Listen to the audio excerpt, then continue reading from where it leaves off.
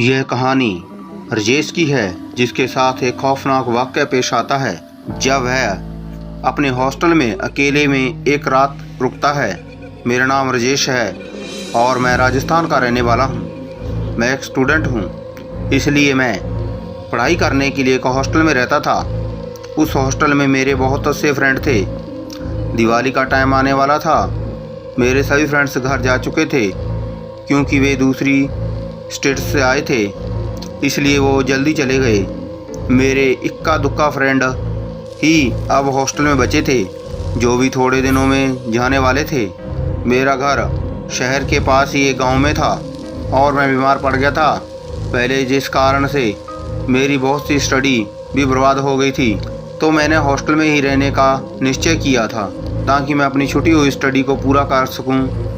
मेरे घर वालों ने मुझे मंजूरी दे दी थी वहाँ रहने की। जो मेरे बचे हुए दोस्त थे अब वे भी अपने घर चले गए थे। हॉस्टल में बचा तो मैं और एक मेरा वार्डन। दिवाली की रात आने वाली थी तो मेरा वार्डन भी मुझे चाबी दे के अपने घर चला गया। अब हॉस्टल में मैं अकेला ही बचा था। मैं अपनी पढ़ाई कर सोने के लिए चला गया। रात के करीब 2 बजे मेरी नींद खुली। मुझे किसी के फुसफुसाने की आवाज़ सुनाई दी, पर हॉस्टल में मेरे अलावा कोई भी नहीं था। तो ये आवाज़ कौन कर रहा था? मैं बहुत डर गया कि एक तो इस सुनसान हॉस्टल में मेरे अलावा कोई नहीं है और ऊपर से आती हुई यह आवाज़ मेरे शरीर में कंपकपी उठ गई और मैं कांपने लगा। उस वक्त मेरा चुप रहना ही सही था, क्योंकि बाहर कौन है यह मैं नहीं जानता था। मैंने रजाई अपने मुंह तक ओढ़ ली और सोने की कोशिश करने लगा कि तभी मेरे दरवाजे पर हल्की सी खटखटाने की आवाज़ आई। मारे डर के मेरे पसीने छूट रहे थे। आवाज़ थोड़ी देर तक हुई, फिर घोर चुप्पी छा गई। घोर सन्नाटा हो गया पूरे हॉस्टल में। पर उस समय मुझसे पूछो कि डर क्या होता है।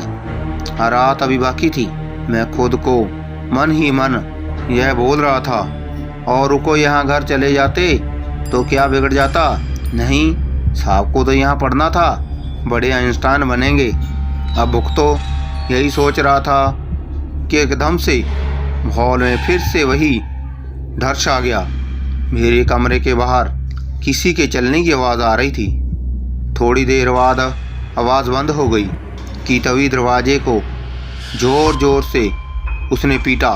थोड़ी देर बाद उसने मेरा नाम पुकारा, राजेश, राजेश। बस यही काफ़ी था एक हार्ट अटैक के लिए। उसको मेरा नाम कैसे पता चला? वो कौन है? वह बोला, बाहर तो आओ, दरवाज़ा खोलो, मुझे अंदर नहीं बुलाओगे क्या? यह आवाज़ किसी इंसान की तो नहीं लग रही थी। बहुत ही डरावनी आवाज़ थी। मैंने दरवाज़ा नहीं खोला। अब वो चिल्ला के बोला, दरवाज़ा खोल, नहीं तो। राजेश, दरवाज़ा खोल। वह बहुत गुस्से में था। मैंने मन ही मन भगवान का नाम लिया। मैं रात भर नहीं सोया। हनुमान चालीसा पढ़ने लगा। दरवाजे पर खुरचने की आवाज़ें आ रही थी। जैसे तैसे कर मैंने रात काट ली। सुबह तक मैं वही पाठ पढ़ता रहा। सूर्योदय हो गया था। मैं हिम्मत कर बाहर निकला। वह कोई नहीं था और दरवाजे पर नाखूनों के निशान थे।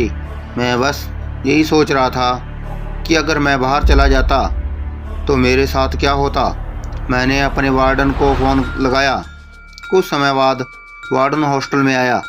मैंने उसे चाबी दी और कहा कि मैं अपने घर जा रहा हूँ। मैंने उस रात का सारा किस्सा सुनाया, पर वह चुप था।